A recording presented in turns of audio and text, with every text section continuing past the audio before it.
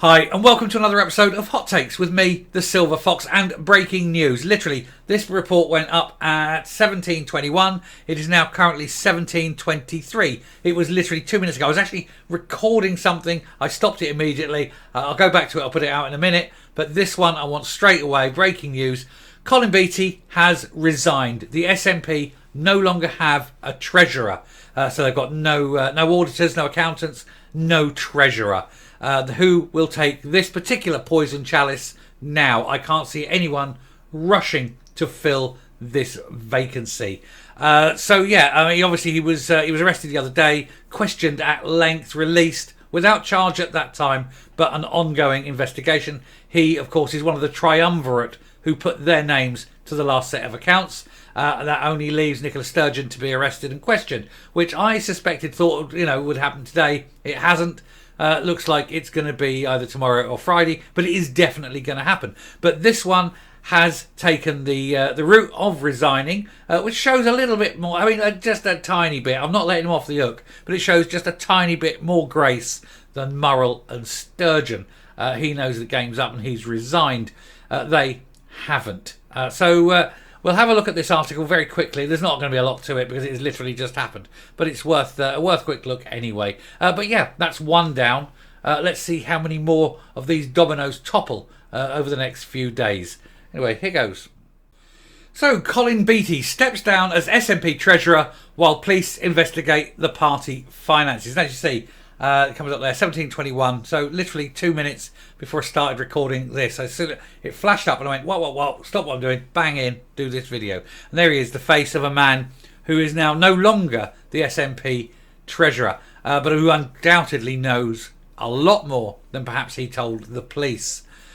He is going to be in big trouble. But at 71, he might see, the trouble is if he does go to prison, I'm not saying he's guilty, of course, but if he does go to prison, he might be given, say, 10 years. Or it might be, might have a shorter sentence of, say, life. Because he's 71 now. I don't see him doing 10 years in a hard prison. It takes your pick, really, isn't it, mate? Anyway, SNP Treasurer Colin Beattie is stepping down from his role after he was arrested on Tuesday. He said he would also step down from Holyrood's Public Audit Committee while the police investigation into the party's funding and finances takes place. Now the line he said there, the way I'm reading that is, he said he will also step down from Holyrood's Public Audit Committee while the police investigation into the party's funding and finance takes place. Does that mean that once the investigation is finished, he'll step back in and rejoin the audit committee? I don't think so, matey. I don't think anyone will want you anywhere near the books now. Mr. Beattie, who's been the SNP Treasurer for most of the past 19 years, well, 18 and a half out of the 19, because there was 6 months when Douglas Chapman, of course, was the Treasurer, although he was, Treasurer in name only because he wasn't allowed to look at the books or ask any questions, so he resigned and Beattie came back, which was always, I think, the plan. Anyway, he was arrested on Tuesday and spent around 11 hours in police custody before he was released without charge pending further investigation. On the 5th of April, Nicola Sturgeon's husband, Peter Murrell, who was recently stepped down as the SNP Chief Executive, was also arrested. He didn't step down. He was asked to resign. He was told, go, in the name of God, go, because he's no longer welcome, and he was an embarrassment to the party. And they all are. They really all are. Anyway, Mr. Beattie said in a statement, this afternoon, I informed the party leader that I will be stepping back from my role as SNP National Treasurer with immediate effect. Not stepping down, not resigning, stepping back. So what, still manipulating it from behind the scenes? Not as honourable as I perhaps thought. He says, I've also informed the SNP Chief Whip at Holyrood that I will be stepping back from my role on the Public Audit Committee until the police investigation has concluded. So he's not actually resigning. So this claim that he's resigning is a load of old rubbish. He said, on a personal level, this decision has not been easy. Well, why then are you stepping down? Why are you stepping back, not stepping down? Why aren't you resigning? You know you're as deep in this as anyone. He should be forced. This man here, if he had a spine, if he had a sack under him, he would make Colin Beattie resign. He would throw Colin Beattie out of the party. He'd remove the whip and make him persona non grata. But of course he can't do that. He dare not do that, because that is something that someone with a spine, someone who is actually a leader, would do. And that goes to show that Humza Yousaf is not in any way, shape or form a leader. He is a jellyfish. That's what he is. Humza, the wibbly wobbly jellyfish, the man of slime, the squelchy man. He hasn't got a single bone in his body.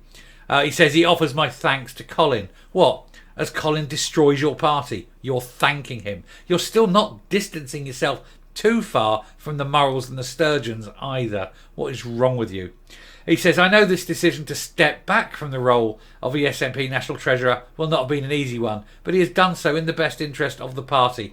A new Treasurer will be appointed as soon as possible. Oh no, you can't have a new Treasurer. He hasn't resigned as Treasurer. He's only stepping back from the role because he thinks that once the investigation is over, he will be all fine and wonderful and nobody will ever question his word and he'll step back in. The man is deluded. They're all crooks, every single one of them. And talk about being led by a moron. There's a man who hasn't got a clue. Anyway, I shall round up and come up. Yes, I must apologise just for a minute there. As I started that video, I thought he had shown, the merest morsel of decency and was actually resigning, but he's not. Of course, he's stepping back, not down, as I put in the thumbnail to the video, because he cannot let go of the power. And so he says, I'll still run it, but I just won't be the face of it. I think actually he is done. I don't think he will be the treasurer for much longer. I can't see anyone in the party thinking it would be a good idea to have this man coming back. So he is surely done. If he comes back, it would be so toxic. But it is very telling that Humza Yousaf is still not removing the whip from these people, still not throwing them out of the party. What have they got on him? What do they hold over him that he's not doing that? I mean, is he literally letting them do him or something? Because it's the only explanation. Any real leader would have fired them, would have got rid of them, but not Humza, because he hasn't got the balls. He's wishy-washy, he's ineffective, and he's a moron. Anyway, it's no wonder the SNP are falling, isn't it? Anyway, I shall finish there. Thank you very much for watching. Like I say, this was just straight up emergency. Hadn't really planned it, so there you've got what I've got. So anyway, until next time, do hit the like button. Certainly, the like button is the most important one. But until next time, stay safe, stay well. Don't believe them until they actually do resign. And goodbye.